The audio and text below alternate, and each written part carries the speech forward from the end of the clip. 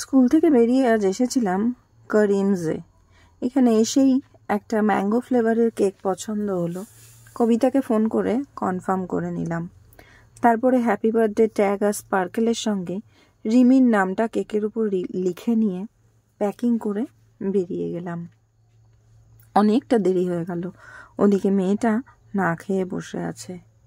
দায়িত্ব কী জিনিস এটা সবাইকে কান ধরে বোধহয় বোঝানো যায় না, আর আমি দায়িত্ব পেয়েও বারবার অপদার্থতা প্রমাণ করি। প্যাকেট রেডি, এবার আমার বেরিয়ে যাওয়ার পালা। চলো তাহলে। বাড়িতে এসে দেখলাম এখানে কাকিমার মাছের ঝোল টকবক করে ফুটছে, বিরিয়ানির চাল ভিজিয়ে রাখা আছে, আর বিরিয়ানির আলুগুলোও কাকিমা ছাড়িয়ে রেখেছে। স্বপন এখানে মুরগি কাটছে, অবভিয়াসলি এটা বিরিয়ানির জন্য। হাতের একটা বিরিয়ানির পিস আর চিকেন কষার পিস রেডি করছে।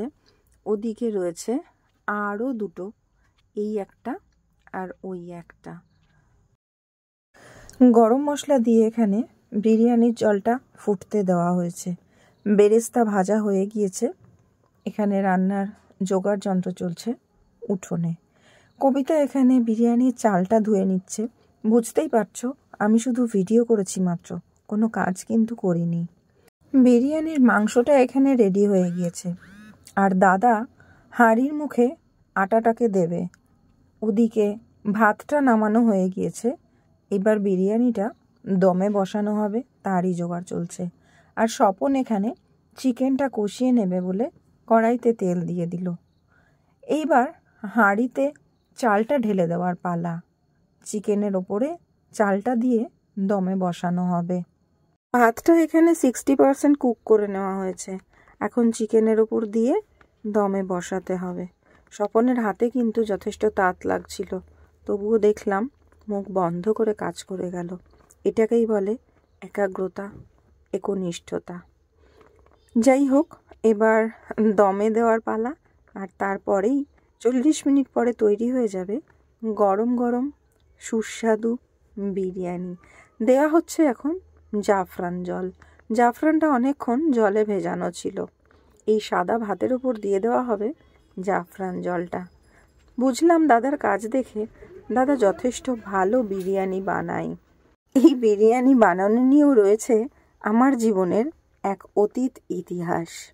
যাই হোক, জাফরান দেওয়ার পর এখানে দিয়ে দেওয়া হচ্ছে খোয়া ক্ষীর। এরপরে নিশ্চয়ই বেরেস্তার পালা। বলতে বলতেই চলে এসেছে বেরেস্তা, আর বেরেস্তার পর দেওয়া হবে দুধ।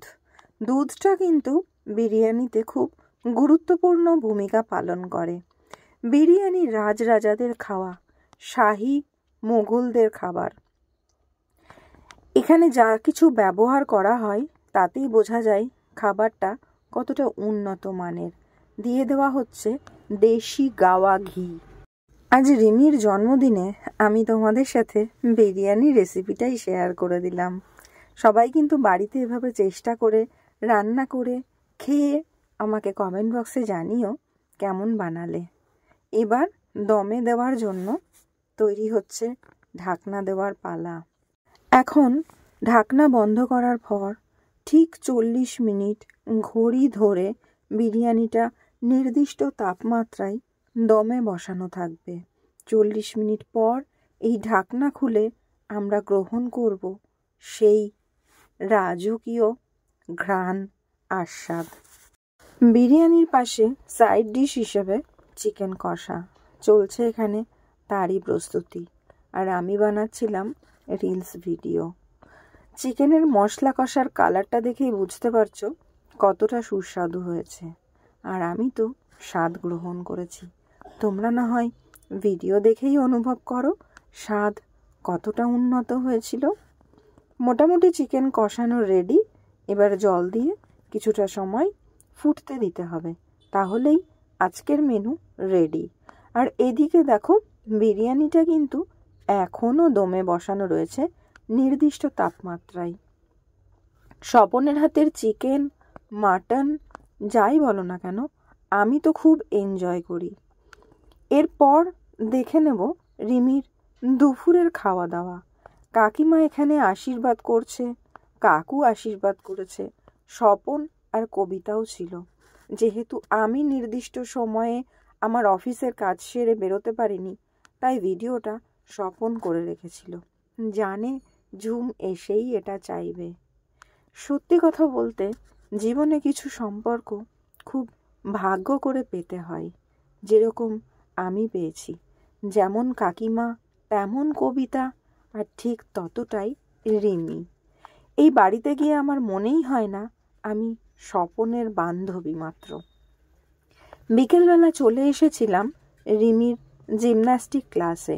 সেখানে এসে জানতে পারলাম আজকে এখানে 3 জন স্টুডেন্টের বার্থডে সেলিব্রেশন হবে। রুহি, দিয়া আর রিমি। চলছে এখানে তারই আয়োজন। 3 জনের জন্য 3টে কেক আনা হয়েছে। 3 জন বার্থডে গার্ল কেক কাটিং করবে আর বন্ধুরা এনজয় করবে। কেক কাটার আগে এখানে চলছে প্রস্তুতি পর্ব। কেকগুলো বের করে টেবিলের ওপর রাখা হয়েছে আর কচিকাচারা মজা করছে।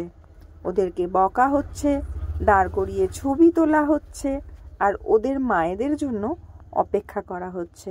মায়েরা গিয়েছে বার্থডে গার্লদের জন্য গিফট কিনতে।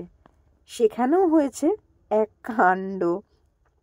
একজনের গাড়ির চার্জ শেষ হয়ে গেছে, তারা তাদের জন্য এখানে মেয়েগুলো আগ্রহে অপেক্ষা করছে। তবে ওরা কিন্তু বেশ বাধ্য বাচ্চা। এবার কেক কাটিং এর পালা। হ্যাপি বার্থডে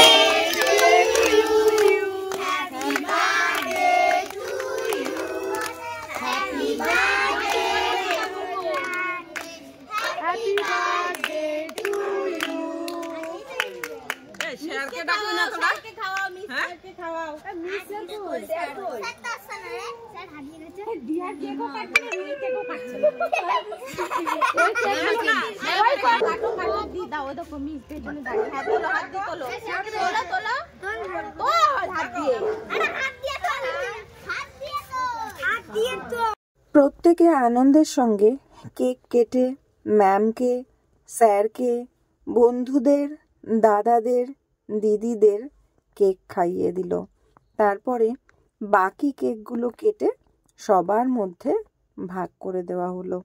বাচ্চারা প্রত্যেকে ভীষণ এনজয় করেছে আর ওদের হাসি মুখগুলো দেখে আমার তো ভীষণ ভালো লাগছিল। তো যাই হোক, এই ছিল আজকে রিমির জিমন্যাস্টিক ক্লাসে বার্থডে সেলিব্রেশন। বেশ মজা করেই সন্ধেটা কাটলো কিন্তু।